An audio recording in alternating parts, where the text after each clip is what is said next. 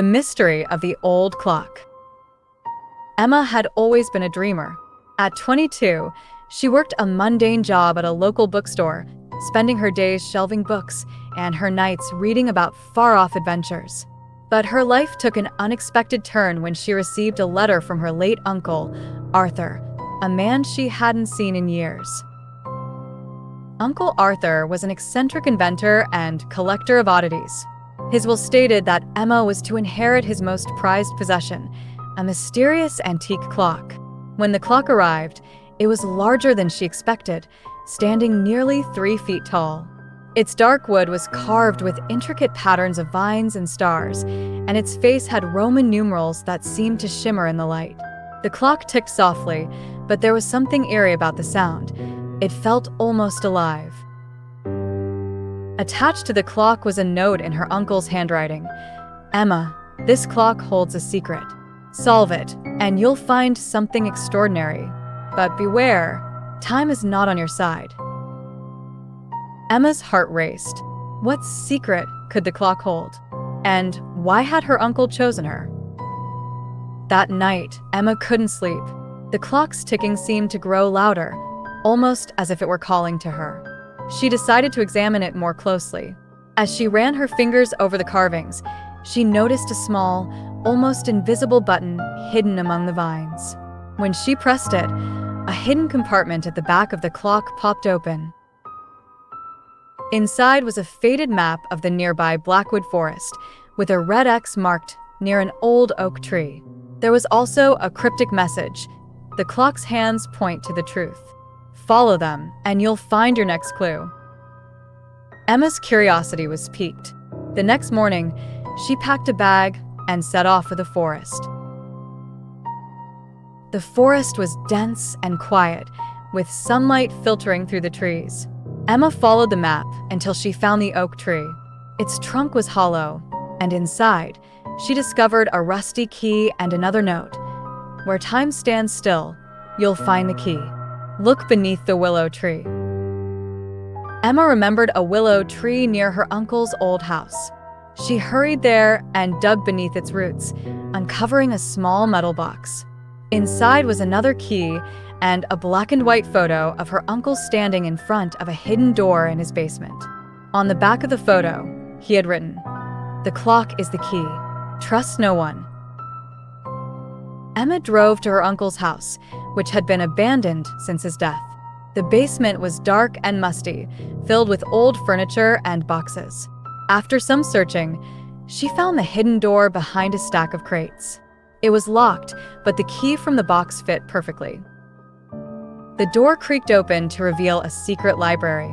The walls were lined with shelves of ancient books, and the air smelled of old parchment.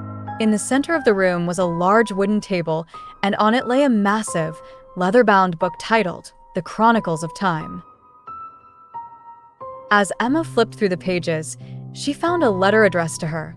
"Emma, if you're reading this, you've proven yourself worthy. The clock is no ordinary clock. It's a key to a treasure beyond your wildest dreams. But beware, others are searching for it too. Trust no one."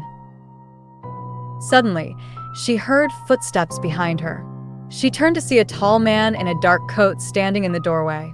His eyes gleamed with a mix of curiosity and menace. The man introduced himself as Victor Kane, a treasure hunter who had been searching for the clock for years. He claimed that the clock was part of a larger puzzle leading to a legendary artifact known as the Eternal Hourglass, a device said to control time itself. Victor demanded that Emma hand over the clock and the book. When she refused, he lunged at her. Emma grabbed the book and ran, narrowly escaping through a hidden passage in the library. She could hear Victor's footsteps echoing behind her as she fled into the night. The passage led to an underground tunnel that smelled of damp earth. Emma followed it, her heart pounding.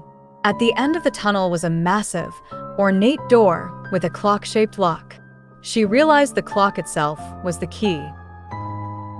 She placed the clock into the lock, and the door creaked open. Inside was a cavernous room filled with gold coins, glittering jewels, and ancient artifacts. But in the center of the room on a pedestal, was the eternal hourglass. It was small and delicate, with golden sand that seemed to glow from within. As Emma reached for the hourglass, Victor appeared and grabbed it first. He laughed triumphantly, but his laughter quickly turned to panic as the hourglass began to glow brighter and brighter. "Wait," Emma shouted. "It's too powerful. You don't know what you're doing." But it was too late. The hourglass erupted in a blinding light, and Victor vanished into thin air. The room shook, and Emma felt a strange pull, as if time itself were unraveling. Emma knew she had to act fast. She grabbed the hourglass and smashed it against the pedestal. The room filled with a deafening roar, and everything went white. When the light faded, Emma found herself back in her uncle's house, holding the old clock. The hourglass was gone, and the room was silent. It was as if nothing had happened. But Emma knew the truth. She had saved the world from a dangerous power, and though the adventure was over, she felt a sense of pride and purpose she had never known before. Emma returned home and placed the clock on her mantelpiece. It no longer held any secrets, but it still ticked softly, a reminder of the incredible journey she had been on. One day, as she was dusting the clock, she noticed something strange. The hands had moved on their own, pointing to a new time. And beneath the clock, a small compartment had opened, revealing a single word carved into the wood: "Begin." Emma smiled. Perhaps the adventure wasn't over after all.